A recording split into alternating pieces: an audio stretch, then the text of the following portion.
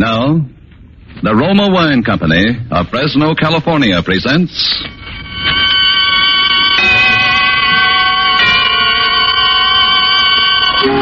Suspense. Tonight, Roma Wines bring you Mr. Lloyd Nolan as star of 19 Deacon Street, a suspense play produced, edited, and directed for Roma Wines by William Spear. Suspense, radio's outstanding theater of thrills, is presented for your enjoyment by Roma Wines. That's R-O-M-A, Roma Wines. Those excellent California wines that can add so much pleasantness to the way you live, to your happiness in entertaining guests, to your enjoyment of everyday meals. Yes, right now a glassful would be very pleasant, as Roma Wines bring you Mr. Lloyd Nolan in a remarkable tale of Suspense. Oh, what a business, what a business. Do you know how it is? When you're keeping something to yourself, something that scares you, something that nobody else will believe. Well, if I tell you how it really happened, you'll say I'm nuts. But if I don't talk, then for sure I'll go nuts. Listen. Did you ever have a dame get under your skin till you were ready to hang yourself with your own belt just to be rid of her? Yeah. She did that to me. That blonde. That beautiful blonde. And the funny thing is, we never even met.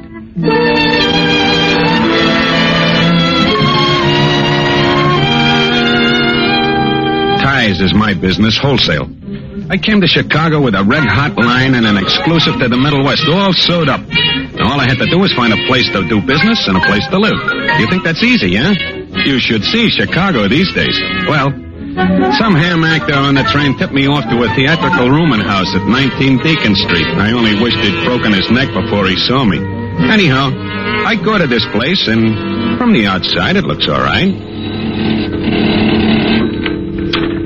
I wait a minute or two, and finally an old dame comes out, looking like a tired old duchess. Good afternoon. Yeah. I'm looking... No vacancy. Oh? Well, an actor on the train said that maybe it'd put me up. Are you an actor? Yeah, sort of. Well, I do hate to turn you away if you're in the theater. There was a time when we catered exclusively to theatrical people. Oh, any kind of a room would be okay. Well, come in, young man. We'll see what we can do. We have a room that we don't rent. It's not really fixed up for renting, but Now, look, lady, I'm not particular. I'm away all day. All I want a place is to sleep, see? Come upstairs. I just know I shouldn't have promised myself that... Now, young man, I'm going to show this to you on one condition. What's that? This room belongs to someone very dear to me. She's away. I've never rented it because, well, I expect her back. Oh, yeah? I want you to promise that no matter what, you'll not move anything or ask any questions about her. That's a funny thing to ask. Some people wouldn't understand. Promise? Okay, it's a deal. I'll turn on the light. Well, do you like it? Well, I don't know. It's kind of feminine, isn't it? Yes. Yellow fluffy curtains and costume dolls, cold cream, grease paint, dressing gown. Nice perfume. And hey, lady stockings. Say, ain't this a little unusual? I mean... We haven't changed it at all. You don't realize this, young man, but you're standing in a shrine. Am I? Oh, a what? We haven't touched her room because someday she'll be back, and she'll find everything just as she left it. Is this her picture on the mantel here? Yes. Isn't she beautiful? Wow, you can say that again. I never even saw such a beautiful dame. And notice the long golden hair. Yeah. Oh, if you could really see it. Long and shimmering like thin strands of purest gold. And she'll be back. Well, when do you expect her? I don't know. What, didn't she say? No, she didn't say a word. One day she was here, and the next day she was gone without a word. How long ago? In a few days, it'll be 10 years.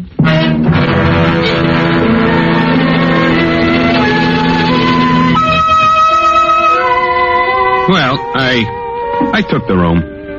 If I knew then what trouble it would bring me, I'd have slept in the park instead. When the landlady left, I went over to the mantel and I looked at the blonde's picture. Yeah, she was really one beautiful dame. And there was something else about her. Some little thing I couldn't pin down. Well, I took the French doll off the pillow and flopped down. But from where I lay, I could look right at the picture. I looked and I felt the back of my neck crawl. Finally, I couldn't stand it any longer. I jumped up, I turned the picture to the wall. And then I dozed off. And there she was, crying. Just her face. Soft gray eyes. And her golden hair. Strands of pure gold, like the old dame said, yeah. Well, what was she crying about? What was wrong? I didn't get it. Laverne, what's the matter, Laverne? Swartz. Laverne. Mrs. Swartz. What are you crying? Huh? Mrs. Swartz, are you all right? Oh, yeah. Just a minute. I'm all right. It's just a bad dream, I guess. But I heard you calling out. You were calling Laverne. Oh? Laverne. That's who you were calling, wasn't it? Oh, I don't know. Laverne. Yeah. I guess I was.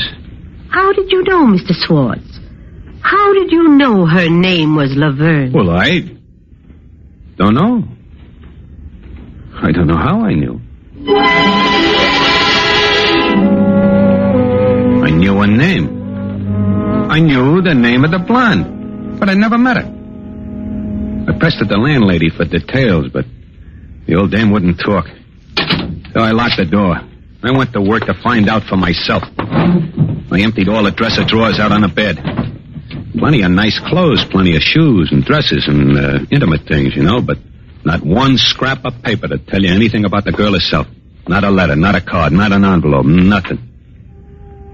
Then I got my first break. In the little jacket, I found a key.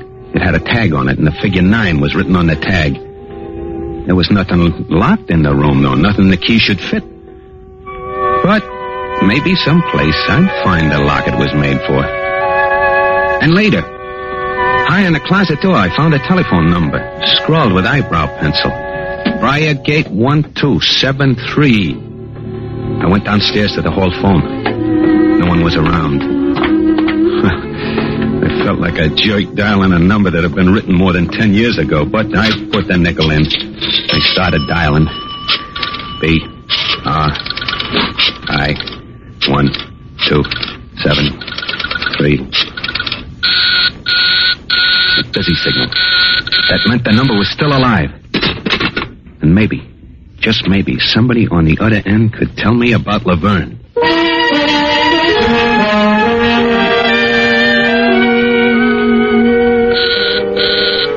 An hour later, I was still dialing that number and still getting a busy signal.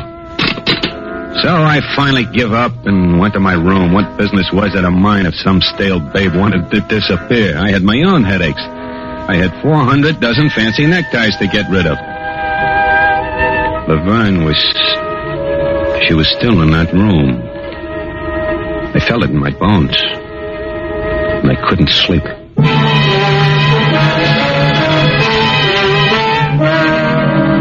In the morning, I started out to look for a place to set up shop. Oh, I was plenty groggy, but I told myself that if I didn't sell those neckties, I'd find myself back in the bargain basement of Rosenblatt's department store, which was a sobering thought.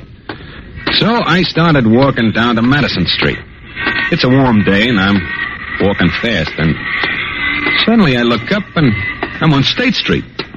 Now, I know that town pretty well. I don't have to go anywhere near State Street to get to Madison, but here I am. I'm on State Street, and I'm standing in front of an old building.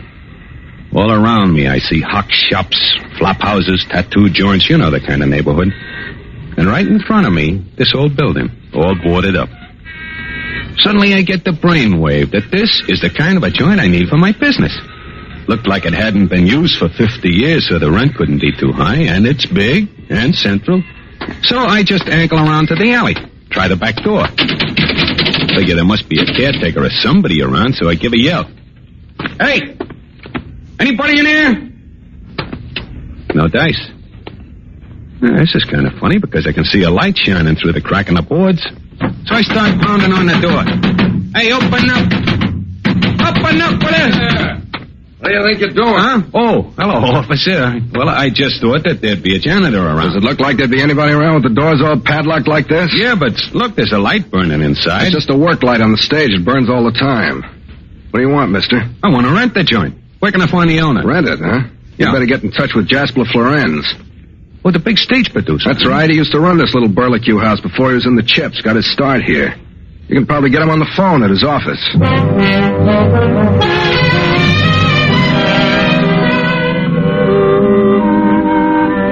Florenz Productions. Oh, hello. I'd like to speak to Mr. Florenz, please. Oh, who's calling, please? My name's Swartz. What did you wish to talk to Mr. Florenz about, please? He's very busy. Yeah. Now, look, I ain't no ham actor looking for a job. Tell him I want to rent some space from him.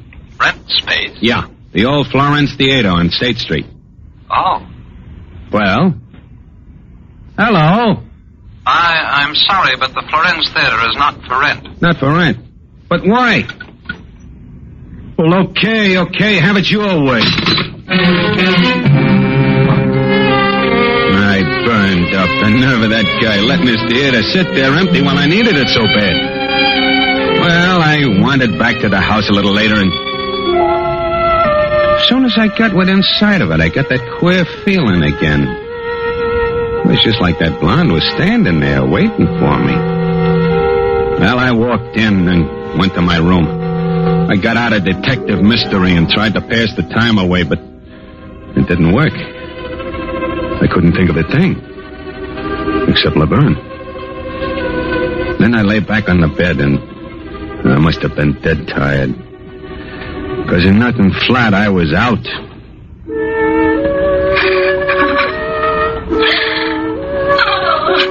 And there she was again. That beautiful girl sobbing. This time I was sure she was trying to say something to me, trying to get a message of some kind to me, but I just couldn't understand.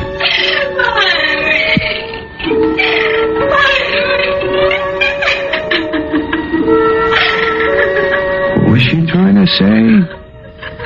Was she asking me to find her? Find me.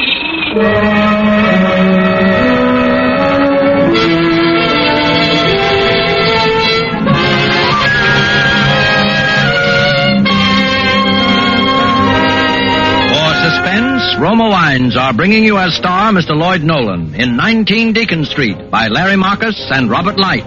Roma Wines' presentation tonight in radio's outstanding theater of thrills, Suspense.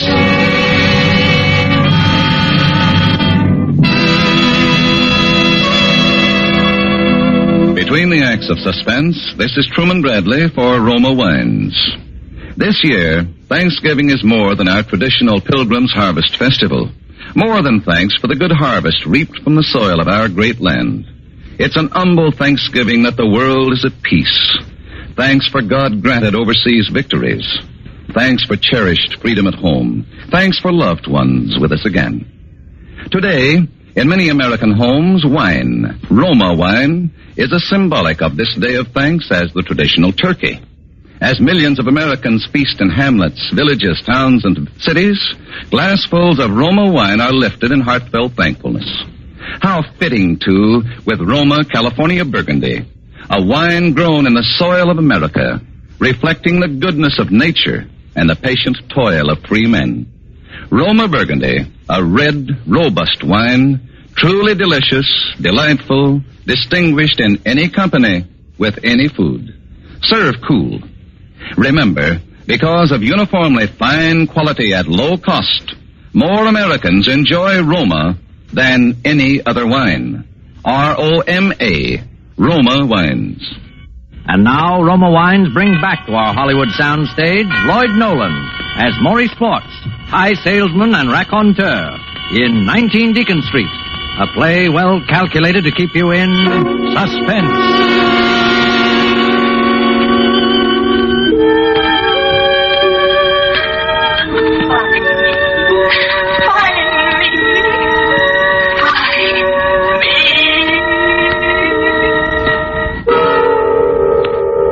After that, I was afraid to sleep. So I grabbed my hat and ran out of the house. I stopped at a joint down the street and ordered some coffee. And while I was sitting there, I all of a sudden remembered what my uncle, my mother's brother, used to say.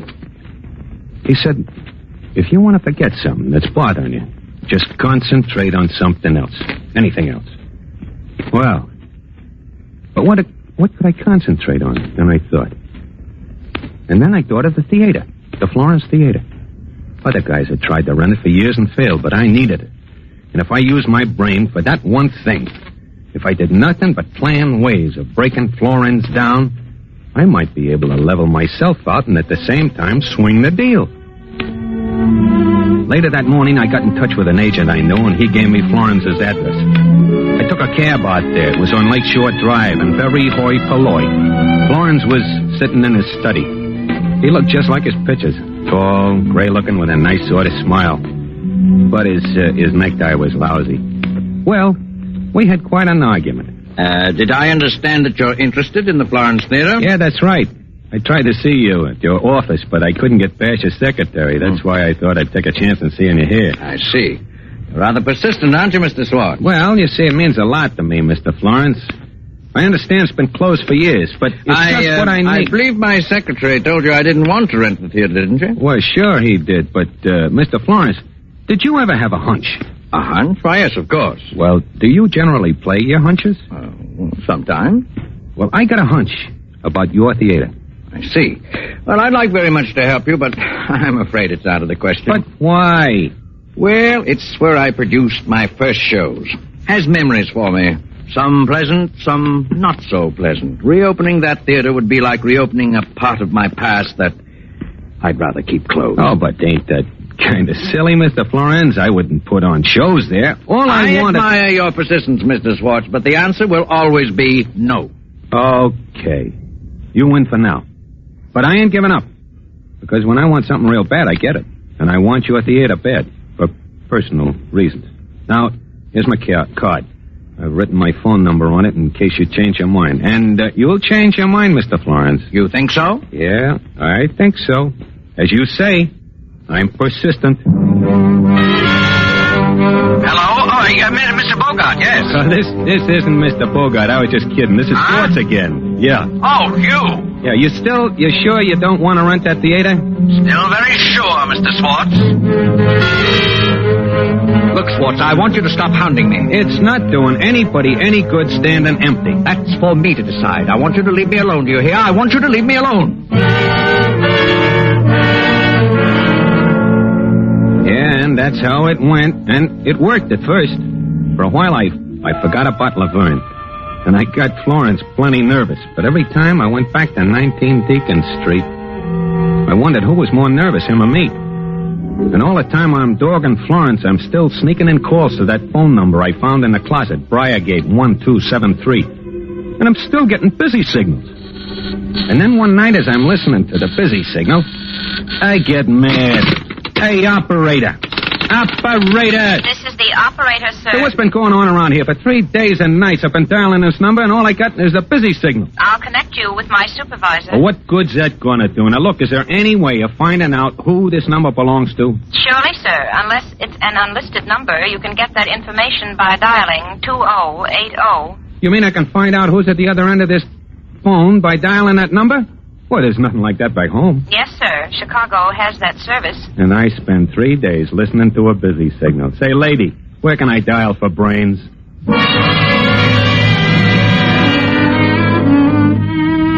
So I dialed 2080, and that's how I found the place.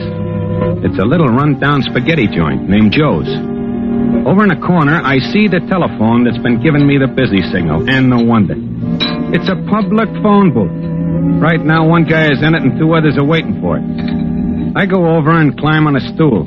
What can I get you? You, Joe? Yeah, what can I get you? How long you been in this place, Joe? 14 or 15 a year. Why? Well, you've seen a lot of people come and go, huh? Sure, plenty. What can I get? Look, you got a good memory for faces? Look, you see, I'm busy, mister. I got no time for games. You want something or you don't want something? Here, Joe, take a look at this picture. Sure. Yeah. So what? You recognize her? Yeah, she's been in here a long time ago. What's her name, Joe? I can't remember her name. She was a showgirl, I think. Is it Claire or something? Wasn't it Laverne, Joe? Yeah, that's right. Yeah? Laverne Claire. She's always come in here with the big shot. With the big shot? Well, he wasn't so big a shot then, but he was going to places. And then she jilted him and run off with some other guy. I remember very good because he used to come in here after that and sit here alone all the time. Break him up pretty bad. Hey, and who was this big shot? You remember that, Joe? Oh, sure. The big producer, Jasper Florence. And now what can I get you, huh?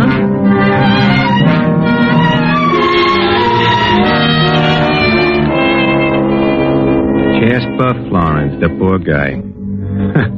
Here I've been hounding him for the theater, and he's holding out because it'll break his heart to let it go. He won't rent because it's a chunk of his life, a bad chunk. And it's in that theater. Well, that's what a dame can do to you. But what a mean dame she must be. But anyway, I begin to feel better. Now, first thing tomorrow, I go out, find another place to do business, and I'd start selling ties. But when I get home, I was in for another surprise. On my door, there was a note from the landlady. Jasper Florence called. He changed his mind about the theater and will meet you there at 8 o'clock. Well, figure that one out. I looked at my watch and it was 5 after 8 already. I get to the theater about 20 past. Nobody's there. So I wait around in front for a few minutes, and then I look down at the front door. The padlock I saw on it the other day was gone. I give the door a little push. It swings open. Well, it's just like any other theater lobby. White tile, brass rails, cobwebs all over everything, of course. I go on into the house, and there in the center of the stage is that one big work light the cop told me they've been keep burning all these years. What a queer duck that Florence must be to keep electricity going for 10 years. And in the center of the stage is a big organ. And the light behind it sends screwy shadows up against the wall. I walk down the long aisle and up the stairs onto the stage. And as I walked across it, I could hear my footsteps echo. I never could resist listening to an echo, so I yelled, "Hello!" Acting like a kid whistling in the dark. Hey, look, Maury, you're all alone here. There's nothing to be afraid of. Well, then I see that organ. I walk over to it. Run my hand across the keys. I quit that in a hurry. Then as I wipe the dust off my fingers, I look up into the flies. I look and I see sandbags hanging. Whoa. They must weigh 150 pounds. I was just looking up at the catwalk, Then I see somebody move. I was sure of it. Just off stage. The guy moved in the darkness. Don't ask me why, but I started to walk toward him very quietly. Yeah, he was there. I could see him now. Hey, come out of there, you! He didn't move. So I walked over closer and... It was a dressing room. And the guy I saw reflected was Maury Swartz. That's right, me. Maury Swartz reflected in a dressing table mirror. Well, just then I saw a door to another dressing room across the hall. That door was closed, but something about it made me stare. It was the number on the door. Number 9. I remember the key I picked up in Laverne's room. In a flash, I had it out of my pocket and was trying it on the door. Number 9, the tag said, and it worked. My knees were shaking and sweat was rolling down my face, but I opened the door as wide as I could. I stepped in. And then I stepped on something. It was dark. I couldn't figure out what it was. So I lit a match. There, on the floor, were the white bones of a skeleton. And beside them long golden strands of hair. And then I knew. My heart was beating a mile a minute as I stole back to the stage. I got there and I started for the footlights. Suddenly I looked up. The master curtain was crashing down on me. I jumped back.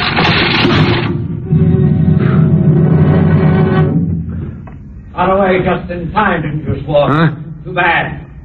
Florence, where are you? Can't see me, Schwartz, but I can see you. I'm up here in the flag area in the shadows. But you're well lighted by that work light. Make a very good target down there. I wouldn't do that, Schwartz. If you make one move to put out the light or get away, I'll cut these counterweights and be smashed to nothing. You killed Laverne, didn't you, Florence? You killed her and then you closed your theater and locked it up so she'd never be found. No wonder you wouldn't rent. And what are you going to do about it, Mr. Schwartz? You don't have much of a chance, do you? No, there's no way off the stage, is there?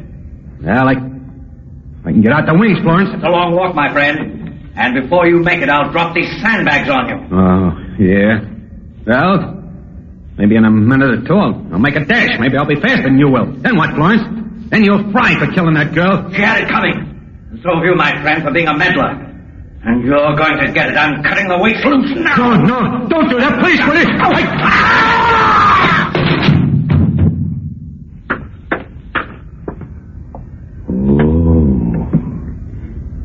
Oh, that's a long way to fall. And an awful way to die. Even for you, Florence.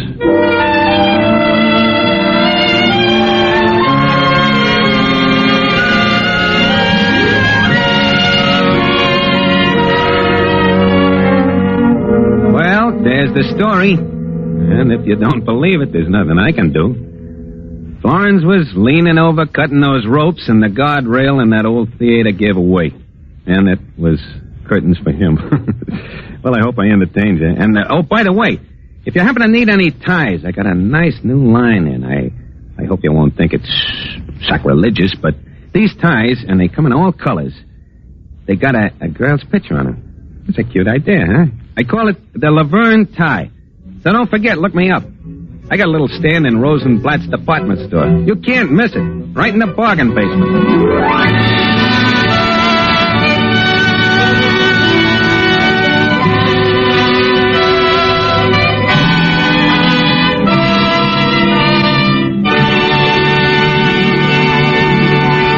Roma Wines have brought you Lloyd Nolan as star of 19 Deacon Street. Tonight's study in Suspense.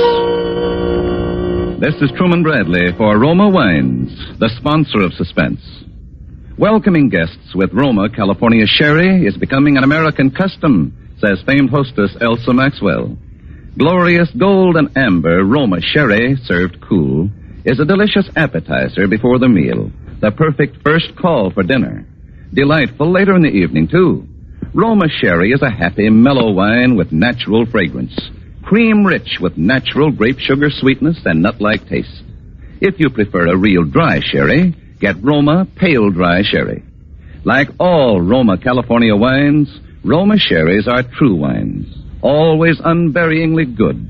You can now enjoy the taste luxury of Roma wines at the lowest prices in years, at savings as much as 1/4. Grown from choice grapes, unhurriedly perfected by age-old skill. Bottled at Roma wineries in California's choicest vineyards. Get your favorite Roma wines now for holiday entertaining. Insist on Roma wines. Roma wines offer you so much for so little. That's Roma, R-O-M-A, Roma wines. Lloyd Nolan appeared through the courtesy of 20th Century Fox Film Corporation and can now be seen in their production, The House on 92nd Street.